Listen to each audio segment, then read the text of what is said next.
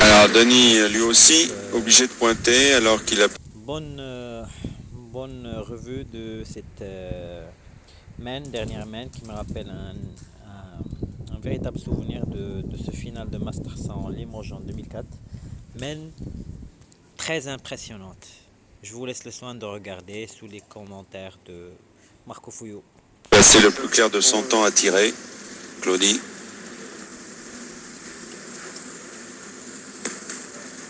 Ah non, il n'est pas dans le jeu. Il est court. Elle est là, Claudie. Bien. Il est gentil, hein.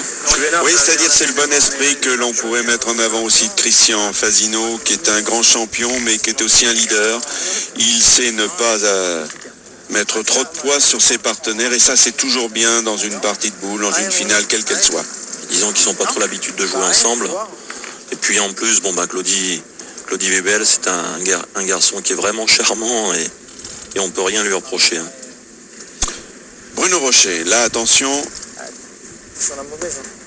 Il pourrait rajouter, ils n'en ont peut-être pas profité, mais Julien Lamour encore de boule. Il est court.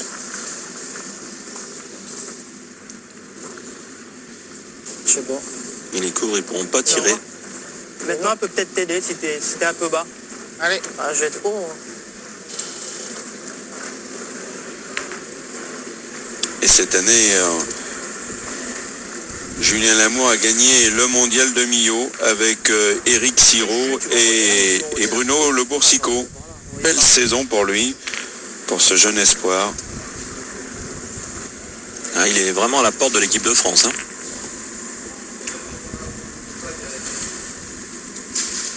De l'équipe de France senior, puisqu'il fait déjà partie des espoirs. Oh là là, remarquable. Il a un coup de poignet vraiment. Bravo. Allez, prends ton temps, petit. C'est vraiment une technique. Hein. Allez. Et c'est un passionné de football. Oui. Il est né à Rennes et vous avez compris que son club, c'est bien sûr le Stade de Rennes. C'est un petit breton.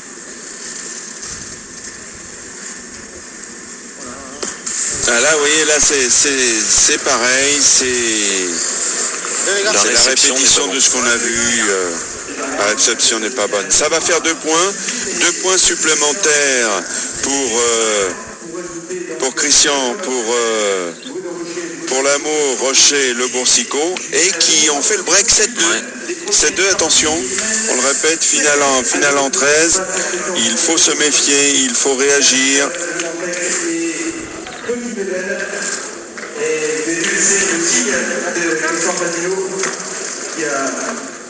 Cette main est importante parce que maintenant ils sont dans la main de gagne. Hein. Premier qui arrive à 7 points, c'est très très important. Alors on va attaquer maintenant la 6e main. Et on continue à jouer long. On ne se prive pas de le faire. Ouais. Regardez le score.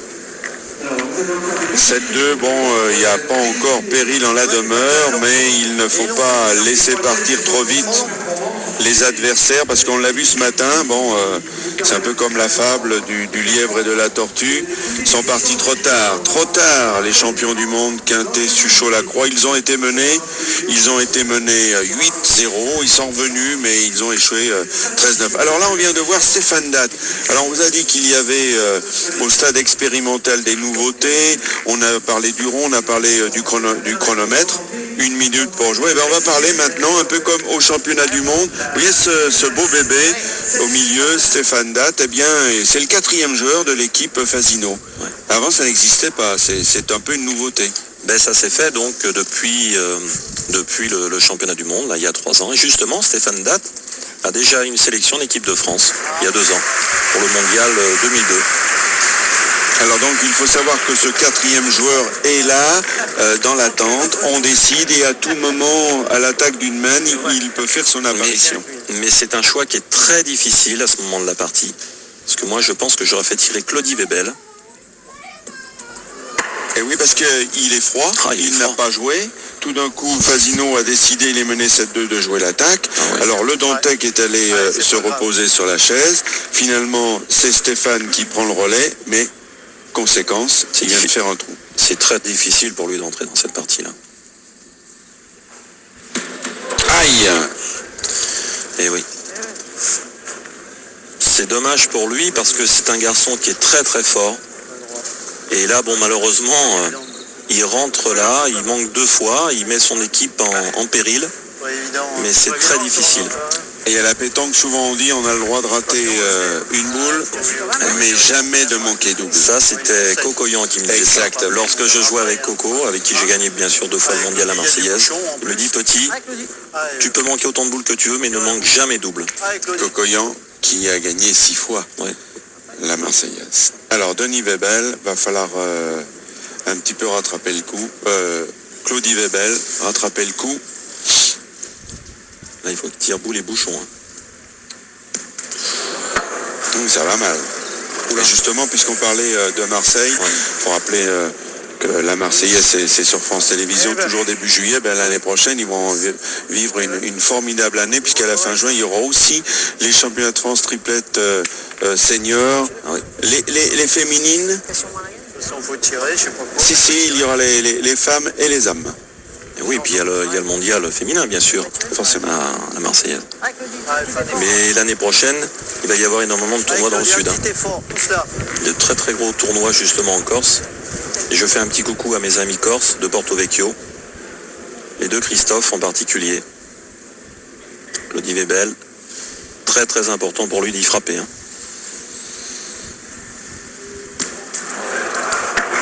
Alors, il devait l'espérer sûrement de tirer boule et bouchon, comme l'on dit, pour annuler la mène, parce qu'ils sont en retard de boule, ils sont menés 7-2. Et le bouchon, bah oui, sur ce terrain-là, sur un terrain lisse, il serait parti. Et sur ce terrain caillouteux, il est toujours là. Et oui, on partage tout à fait le dépit de monsieur Christian Fasino. Qu'est-ce qu'on fait? J'arrive à le gagner, on verra. Alors qu'est-ce que vous feriez, Marco Foglio, dans cette situation? Vous êtes mené 7-2, vous n'avez plus que 2 boules et en face il y en a 5. C'est-à-dire qu'il faut très très bien pointer en espérant que le tireur en face manque une boule ou 2, parce que maintenant le bouchon est à 11,50 m. Maintenant, s'il peut avoir un espoir, faire un trou, se cacher dans un trou de boule ou derrière le bouchon. Mais c'est pas facile. Mais enfin, quoi qu'il arrive, il faut absolument gagner le point.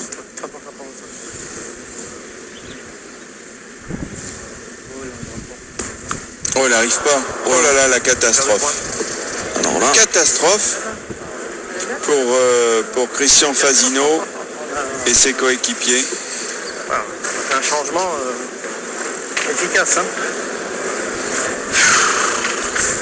c'est Claudie qui l'a dit. Oui, puis là c'est ennuyeux parce qu'il faut rappeler que les autres ont 7. Alors vous voyez, ça ce sont les suppléants. À gauche le Dantec, à droite Damien Hureau. Bon, on est adversaire, mais on échange quand même un peu son avis.